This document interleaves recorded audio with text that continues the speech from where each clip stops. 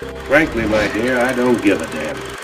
Hi guys, hope you're going well. So you know what, it's actually been a bit of a slow start for me for the year, getting back into doing my movie reviews. I could not wait to sit down and talk about the first black superhero movie. My mind is still melting out of my brain. This is directed and co-written by Ryan Coogler.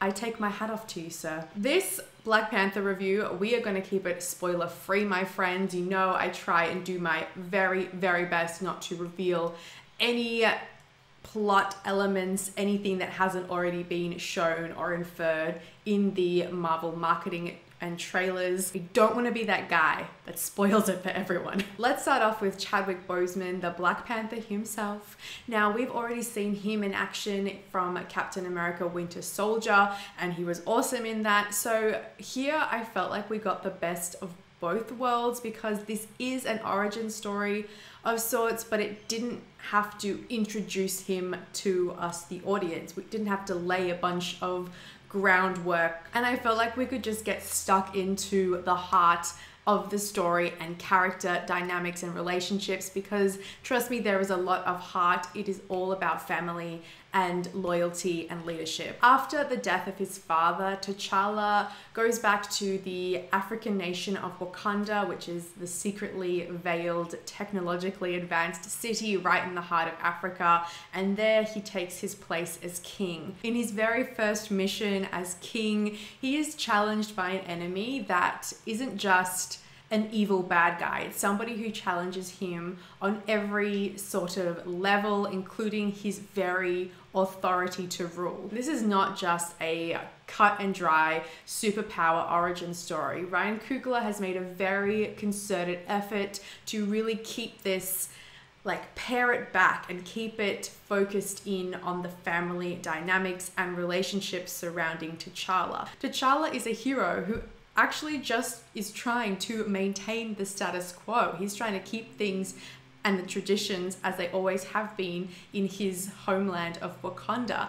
And that's an actually really interesting power play, because it means he feels quite neutral. Characters do bad things, but they're motivated by real reasons that have meaning and make sense. This movie has a really huge ensemble cast. There are a lot of new characters to be introduced to, and they each get something to do and a lot of shared screen time, so I really do appreciate that. Some of my new favorites definitely include the right-hand man of T'Challa and one of the Imperial Guards, the Dora Milaje, played by my girl, Denis Guerrera. She was so badass. I loved every second she was on screen. There was also Letitia Wright, who was the gadget building head of tech, and T'Challa's little sister, who I loved. Briefly, I'll just mention Andy Serkis making a reappearance as the unhinged Ulysses Claw. So good to see him back. Seeing him not do mocap, I'm like, yes, you are so good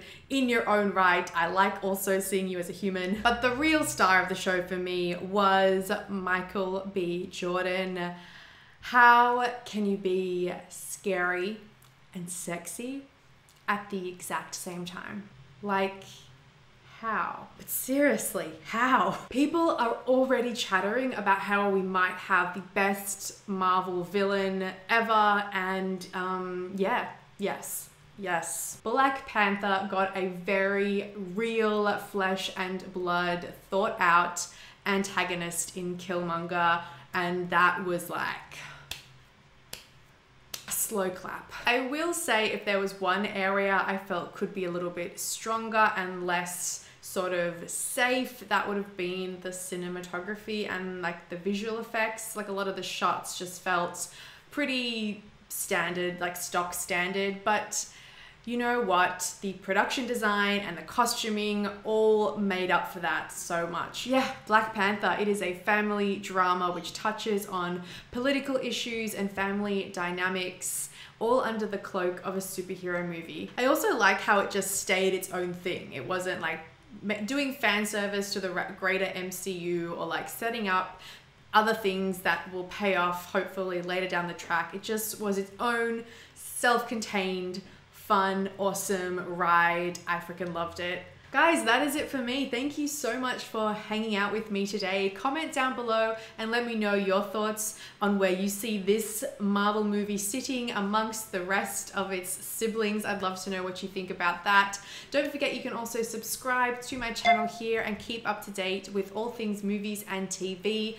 Do click as well that little bell icon so you can stay notified every time that I post a new video, which will be more regularly, so do click the little bell.